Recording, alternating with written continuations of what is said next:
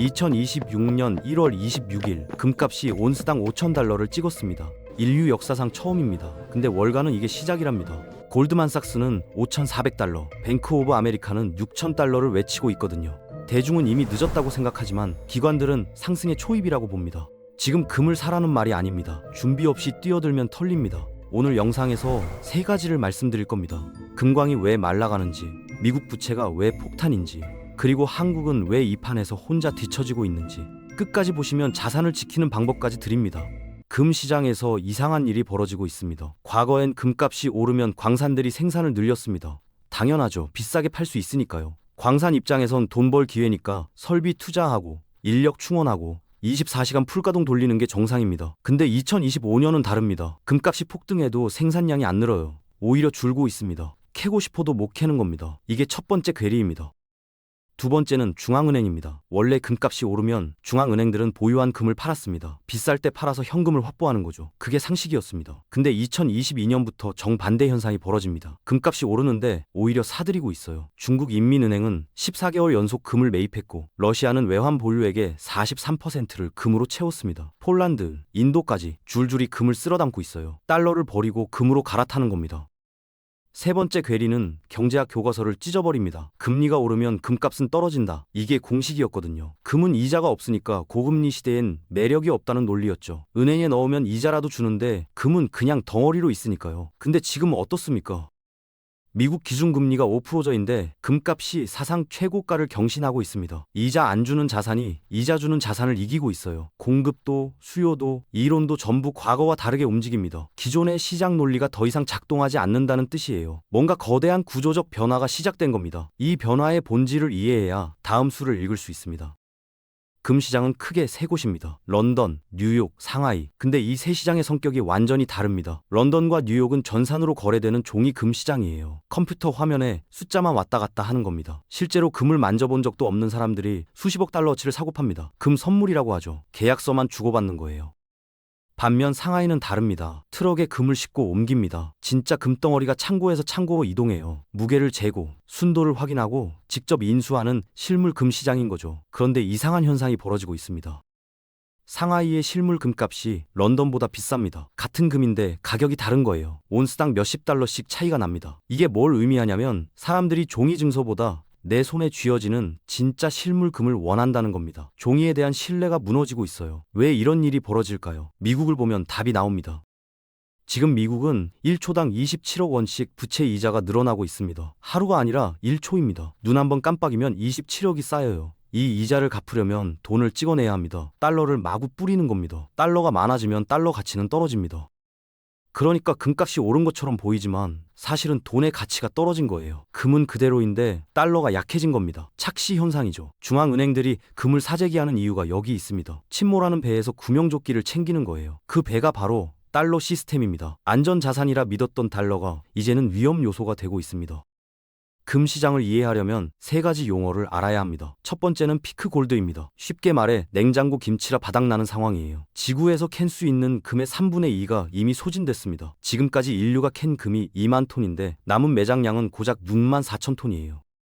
문제는 이 남은 금을 캐려면 지하 3km까지 내려가야 한다는 겁니다. 에베레스트를 거꾸로 파는 깊이예요. 장비도 인력도 에너지도 몇 배로 들어갑니다. 당연히 비용이 폭증해요. 금값이 올라도 생산을 못 늘리는 이유가 여기 있습니다. 구조적 한계에 부딪힌 겁니다. 두 번째 용어는 종이금과 실물금의 차이입니다. 카지노 칩과 현금의 차이라고 보면 됩니다. 런던 시장에서 거래되는 금의 95%는 실체가 없어요. 전산상의 숫자일 뿐입니다. 카지노가 잘 돌아갈 때는 칩으로 거래해도 문제 없죠. 근데 카지노가 망하면 칩은 휴지 조각이 됩니다. 위기가 터지면 조기금도 마찬가지예요. 인출하려는데 금이 없으면 끝입니다. 세 번째는 금 재평가입니다. 이건 좀 복잡한데 쉽게 설명해 드릴게요. 먼저 가격이 두 종류라는 걸 알아야 합니다. 하나는 시장 가격이에요. 우리가 금은방 가서 금을 사고 팔 때 가격이죠. 지금 온스당 5,000달러입니다. 또 하나는 장부 가격이에요. 정부가 자기네 금고에 있는 금을 회계 장부에 적어 놓은 가격입니다. 미국 정부 장부에는 온스당 42달러로 적혀 있어요. 1970년대 가격 그대로입니다. 50년 넘게 안 바꾼 거예요. 이상하죠. 시장에서는 5,000달러에 팔리는 금을 미국 정부는 장부에 42달러라고 적어 놓은 거예요. 왜 이게 중요하냐면요. 미국이 보유한 금은 813톤입니다. 장부 가격 42달러로 계산하면 약 110억 달러예요. 근데 시장 가격 5,000달러로 계산하면 4천억 달러가 넘습니다. 차이가 어마어마하죠. 여기서 미국 정부가 우리 장부에 적힌 금 가격을 42달러에서 5,000달러로 바꿀게 라고 선언하면 어떻게 될까요? 빚은 그대로인데 자산이 100배 넘게 뛰어요. 부채 비율이 확 낮아지는 겁니다. 빚을 한 푼도 안 갚았는데 재정 상태가 좋아 보이는 거죠. 숫자 노름이에요. 시장을 조작하는 게 아니라 자기네 장부 숫자를 바꾸는 거라서 합법입니다.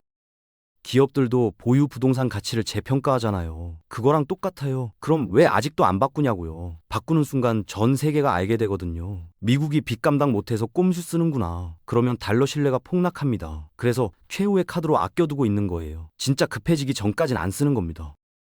근데 만약 미국이 빚을 도저히 감당 못하는 시점이 오면요. 이 카드를 꺼낼 수 있어요. 금값을 1만 달러, 3만 달러 재평가하는 순간 시장도 충격을 받습니다. 금값이 진짜로 폭등하는 거죠. 이게 금값 폭등에 숨겨진 트리거입니다.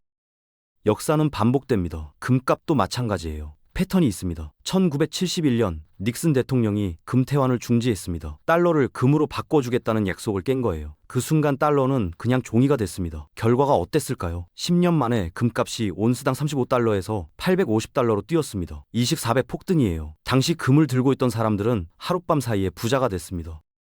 2008년 금융위기 때도 똑같은 일이 벌어졌습니다. 리먼 브라더스가 무너지자 미국은 양적 완화를 시작했어요. 3조 5천억 달러를 찍어냈습니다. 금값은 3년 만에 800달러에서 1900달러로 2배 넘게 올랐죠. 2020년 팬데믹은 더 극적이었습니다. 코로나가 터지자 미국은 5조 달러를 풀었어요. 금값은 단 5개월 만에 1500달러에서 2070달러로 치솟았습니다. 보이는 게 있죠. 정부가 돈을 찍으면 금값은 오릅니다. 예외가 없어요. 71년엔 금태환 포기로, 08년엔 금융위기로, 20년엔 팬데믹으로 돈을 찍었습니다. 그때마다 금값은 폭등했어요. 이건 우연이 아닙니다. 필연이에요. 근데 지금은 상황이 다릅니다. 과거엔 위기가 터져서 돈을 찍었습니다. 지금은 빚을 갚기 위해 돈을 찍고 있어요. 위기 대응이 아니라 생존을 위한 발악인 겁니다. 더 심각한 상황이라는 뜻이죠. 현재까지 풀린 돈이 10조 달러가 넘습니다. 2008년에 3배, 2020년에 2배예요. 금값이 150% 오른 건 이 규모에 비례하면 오히려 덜 오른 겁니다. 역사대로라면 아직 상승 여력이 충분히 남아있다는 뜻이에요. 중앙은행들의 행동이 완전히 바뀌었습니다. 먼저 중앙은행이 왜 금을 갖고 있는지부터 알아야 해요. 중앙은행은 나라의 돈을 관리하는 곳입니다. 외화도 보유하고 금도 보유해요. 왜냐하면 위기가 터졌을 때 버틸 수 있는 안전판이 필요하거든요. 그래서 중앙은행은 상황에 따라 금을 사기도 하고 팔기도 합니다. 금값이 너무 올랐다 싶으면 팔아서 현금을 확보하고 금값이 쌀 때는 사서 쌓아두는 거예요. 근데 과거엔 금을 파는 쪽이 대세였습니다. 1999년부터 2002년까지 영국은 보유금의 절반을 처분했어요. 온스당 275달러에 팔았는데 지금 시세가 5,000달러입니다. 역사상 최악의 투자 실수로 기록됐어요. 당시 재무장관 이름을 따서 브라운의 바닥이라는 오명까지 붙었죠. 그 교훈 때문일까요?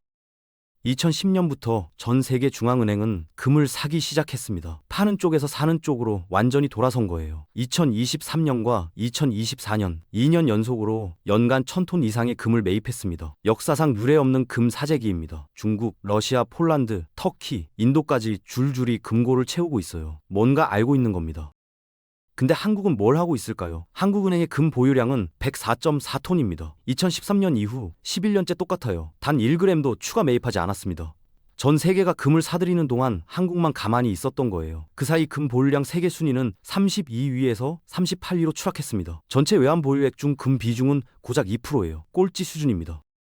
왜 이렇게 됐을까요? 한국은행은 금 가격이 고평가됐다고 판단했습니다. 2013년에 금값이 온스당 1,200달러였거든요. 비싸다고 생각한 거예요. 그때 안 산 금이 지금 5,000달러입니다. 4배가 올랐어요. 다른 나라들은 그 사이 금을 쓸어 담았고 한국은 구경만 했습니다. 국가 차원에서 자산 방어에 실패한 겁니다. 월가가 입을 모으고 있습니다. 골드만삭스는 2026년 말 금값 목표를 5,400달러로 잡았어요. 지금보다 400달러 더 오른다는 겁니다. 이유가 뭘까요? 중앙은행들의 매입이 구조적 강세 국면을 만들었다고 분석합니다. 일시적 현상이 아니라 장기 추세라는 거예요. 뱅크 오브 아메리카는 더 공격적입니다. 2026년 봄에 6,000달러를 돌파할 수 있다고 봐요. 골드만삭스보다 600달러 높은 전망이죠. 불과 몇 달 안에 20%더 오를 수 있다는 겁니다. JP모건과 UBS도 비슷한 목소리를 내고 있습니다. 정치적 리스크와 금융 불안정을 근거로 2028년까지 5,400달러에서 6,000달러에 도달할 거라고 예측해요. 이게 무슨 의미일까요? 월가의 거대 은행들이 동시에 상승을 외치는 건 단순한 예측이 아닙니다. 거대 자본의 흐름이 금으로 향하고 있다는 시그널이에요. 이 사람들은 돈 냄새를 맡고 움직입니다. 자기들이 먼저 사고 나서 발표하는 겁니다. 과거를 돌아보면 패턴이 보입니다. 70년대엔 전쟁 때문에 돈을 찍었습니다. 2008년엔 금융위기 때문에 찍었고 2020년엔 팬데믹 때문에 찍었죠. 그때마다 금값은 폭등했어요. 근데 지금은 다릅니다. 빚을 갚기 위해 돈을 찍고 있습니다. 위기 대응이 아니라 구조적 문제예요. 출구가 안 보이는 겁니다. 끝이 없어요. 월가가 금을 외치는 이유가 여기 있습니다. 그들은 이미 알고 있어요. 달러 시스템의 균열이 시작됐다는 걸요. 문제는 우리가 이걸 알았을 땐 이미 늦었다는 겁니다. 숫자로 보여드릴게요. 20대 사회초년생 김사원 씨가 있습니다. 월급에서 50만 원씩 저축합니다. 10년을 꼬박 모으면 6천만 원이에요. 이자까지 붙으면 7천만 원쯤 됩니다. 뿌듯하죠. 근데 여기서 현실을 직시해야 합니다. 물가가 매년 3%씩 오른다고 가정해보세요. 10년 뒤 7천만 원의 실질 가치는 5,200만 원입니다. 열심히 모았는데 사실상 제자리 걸음이에요. 만약 자산의 30%를 금에 넣었다면 어땠을까요? 금값 상승분이 물가를 상쇄해서 실질 구매력이 1,200만 원 더 늘어납니다. 40대 가장 박 부장 씨를 보죠. 예금 1억, 대출 2억, 월 소득 500만 원입니다. 평범한 중산층이에요. 근데 금리가 오르면 상황이 급변합니다. 대출 이자가 월 20만 원씩 늘어나요. 아이 학원비를 줄여야 할 판입니다. 만약 3년 전에 예금 3천만 원을 금으로 바꿨다면 어땠을까요? 시세 차익이 5,400만 원입니다. 이걸로 대출 일부를 갚으면 월 이자가 22만 원 줄어요. 학원비 걱정이 사라지는 거죠. 60대 은퇴자 최어르신은 2억 원이 전부입니다. 현금으로만 들고 있으면 20년 뒤 구매력이 4분의 1 토막 납니다. 5천만 원어치밖에 못 사는 거예요. 자산 40%를 금으로 보유하면 금값 상승이 생활비 지출을 상쇄합니다. 20년 뒤에도 자산 가치가 유지돼요. 지금 예금 잔액의 0.75를 곱해보세요. 그게 10년 뒤 진짜 가치입니다. 현금은 복리의 저주를 받고 금은 복리의 마법을 받습니다. 부자들은 금을 어떻게 살까요? 우리랑 뭐가 다를까요? 먼저 부자들이 금을 사는 이유부터 다릅니다. 우리는 금값이 오르면 돈 벌었다 생각하잖아요. 부자들은 달라요. 수익이 목적이 아닙니다. 자산을 지키는 게 목적이에요. 100억을 가진 사람이 10억을 더 버는 것보다 100억을 잃지 않는 게 더 중요하거든요. 그래서 금을 보험으로 봅니다. 그럼 얼마나 갖고 있을까요? 헤지펀드 전설 레이 달리오는 전체 자산의 5%에서 10%를 금으로 가져가라고 말해요. 일부 억만장자들은 20% 이상 보유하기도 합니다. 공통점이 있어요. 절대 몰빵 안 합니다. 근데 꼭 일정 비율은 채워놔요. 금이 없으면 불안한 거죠. 어떤 형태로 살까요? 우리는 금 ETF나 금 통장 많이 쓰잖아요. 편하니까요. 근데 진짜 부자들은 실물 금을 선호합니다. 금고에 금덩어리를 쌓아두는 거예요. 왜냐하면 종이금은 위기 때 못 찾을 수도 있거든요. 진짜 부자들은 그 리스크를 안 져요. 내 손에 쥐어지는 진짜 금을 원합니다. 스위스 금고에 보관하는 사람도 많아요. 그럼 언제 살까요? 우리는 금값 폭등했다는 뉴스 보고 나도 사야 하나 생각하잖아요. 부자들은 반대예요. 뉴스 나오기 전에 이미 사놨습니다. 위기 터지고 사는 게 아니라 평소에 조금씩 사요. 그래서 위기가 터지면 우리는 비싸게 사고 부자들은 이미 갖고 있는 거죠. 우리가 배울 점은 뭘까요? 부자들 따라하면 됩니다. 수익 내려고 금 사지 마세요. 자산 지키려고 사는 겁니다. 전 재산 넣지 말고 10%에서 15%만 넣으세요. 뉴스 보고 급하게 사지 말고 지금부터 조금씩 사세요. 부자들의 방식을 소액으로 따라하는 거예요. 금액은 달라도 전략은 같을 수 있습니다. 여기까지 들으면 당장 금을 사고 싶어지죠. 근데 잠깐 멈추세요. 금에도 치명적인 약점이 있습니다. 모르고 들어가면 피봅니다. 첫 번째는 이자가 없다는 겁니다. 은행 예금은 이자를 줍니다. 주식은 배당금이 있고 부동산은 월세가 들어오죠. 금은 아무것도 없어요. 그냥 덩어리로 있을 뿐입니다. 금값이 오르지 않으면 기회비용 손실이 큽니다. 다른 데 넣었으면 벌었을 돈을 못 버는 거예요. 돈이 일을 안 하는 겁니다. 두 번째는 정부의 개입입니다. 1933년 루즈벨트 대통령이 뭘 했는지 아세요? 금 소유 금지령을 내렸습니다. 국민들이 가진 금을 온스당 20달러에 강제로 사들였어요. 그리고 바로 35달러로 재평가했습니다. 정부가 국민 재산을 합법적으로 빼앗은 겁니다. 국가 위기 상황에서 이런 일이 또 벌어지지 말란 법 없어요. 정치적 리스크가 존재합니다. 세 번째는 단기 급등 피로감이에요. 금값이 4년 만에 3배 넘게 올랐습니다. 너무 빨리 올랐어요. 일부 전문가들은 3,500달러까지 조정이 올 수 있다고 경고합니다. 30% 하락 가능성이 있다는 거죠. 지금 들어갔다가 버블이 꺼지면 몇 년을 물려 있어야 합니다. 금이 무조건적인 정답은 아니에요. 이 세 가지 리스크를 반드시 인지해야 합니다. 몰빵하면 안 되고 분산 투자의 관점으로 접근해야 해요. 그럼에도 불구하고 지금 경제 상황은 지진 전조 현상과 같습니다. 땅이 흔들리기 전에 대비해야 해요. 리스크를 알면서도 해지 수단으로 금을 보유하는 이유가 여기 있습니다. 방어가 먼저입니다. 지금 세계 경제는 어떤 상황일까요? 미국은 부채에 짓눌려 있습니다. 유럽은 저성장 늪에 빠졌고 중국은 부동산 폭탄을 안고 있어요. 일본은 빚더미 위에서 간신히 버티는 중입니다. 어디 하나 멀쩡한 곳이 없어요. 지진 직전의 상황입니다. 땅 밑에서 에너지가 쌓이고 있어요. 언제 터질지 모릅니다. 터지는 건 시간 문제예요. 앞으로 세 가지 시나리오가 가능합니다. 첫 번째는 연착륙이에요. 금리를 천천히 낮추고 경기가 회복되는 겁니다. 가장 이상적인 그림이죠. 이 경우 금값은 5,000달러에서 6,000달러 사이에서 안정적으로 움직여요. 나쁘지 않습니다.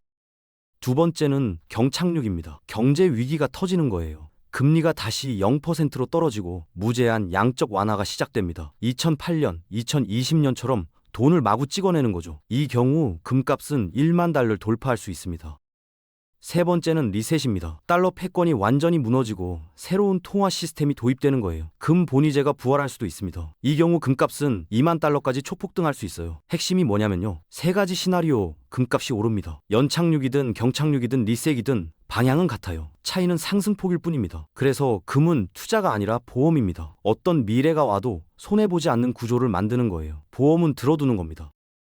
이제 실전입니다. 막연히 금을 사라는 게 아니에요. 단계별로 움직여야 합니다. 1단계는 자산 진단입니다. 종이 한 장을 꺼내세요. 왼쪽에는 내가 가진 자산을 적습니다. 예금, 적금, 주식, 부동산, 보험 전부요. 오른쪽에는 부채를 적어요. 대출금, 카드값, 빌린 돈 다 적습니다.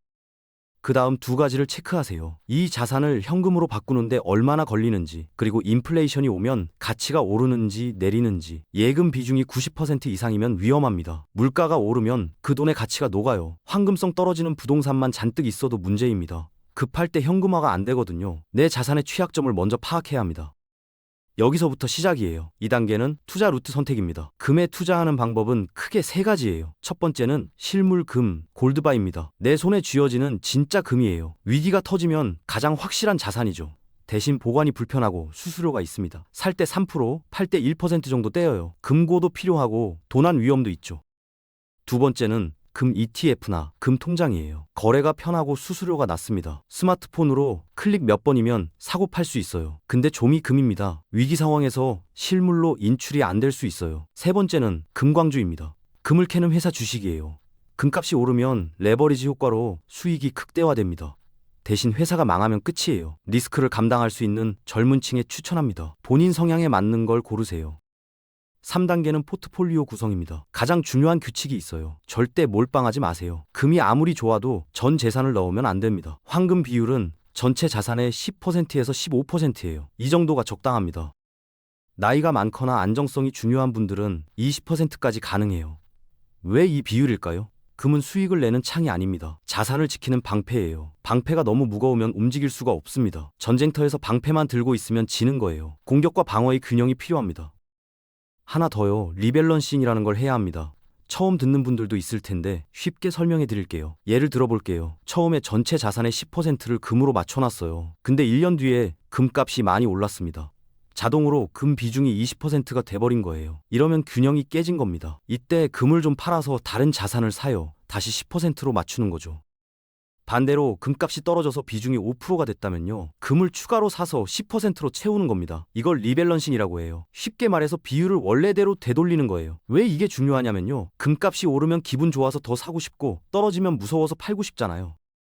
그게 감정이에요. 근데 감정대로 하면 높을 때 사고 낮을 때 팔게 됩니다. 손해보는 구조예요. 리밸런싱은 반대로예요. 오르면 팔고 떨어지면 사는 거예요. 감정 빼고 기계적으로 조절하는 겁니다. 이게 자산을 지키는 방법이에요. 그리고 반드시 여유 자금으로 투자하세요. 생활비나 급한 돈으로 금을 사면 안 됩니다. 단기 등락에 흔들리거든요. 금값이 10% 빠졌을 때 겁먹고 팔아버리면 끝이에요. 버틸 수 있어야 합니다. 최소 3년은 묵혀둘 수 있는 돈으로 하세요. 마지막으로 마인드셋입니다. 지금 당장 실행하세요. 내일로 미루면 영원히 안 합니다. 오늘 종이 한 장 꺼내서 자산 진단부터 시작하세요. 완벽할 필요 없습니다. 시작이 반이에요. 그리고 이 정보를 가족에게도 공유하세요. 소중한 사람들과 함께 대비하는 게 진짜 자산 방어입니다. 혼자 살아남는 건 의미 없거든요. 1971년 닉슨 쇼크 이후 50년간 이어진 달러 중심 체제가 흔들리고 있습니다. 역사의 전환점에서는 준비된 자와 그렇지 않은 자의 운명이 갈립니다. 2008년 위기 때 누군가는 집을 잃었지만 누군가는 부자가 됐어요. 차이는 단 하나, 미리 준비했느냐입니다. 로마의 데나리우스부터 짐바브웨 달러까지 종이 돈은 결국 휴지가 됐습니다. 근데 금은 5천년간 가치를 지켜왔어요. 정부도 은행도 당신의 자산을 지켜주지 않습니다. 스스로 공부하고 행동해야 해요. 내일이 아니라 오늘 시작하는 겁니다.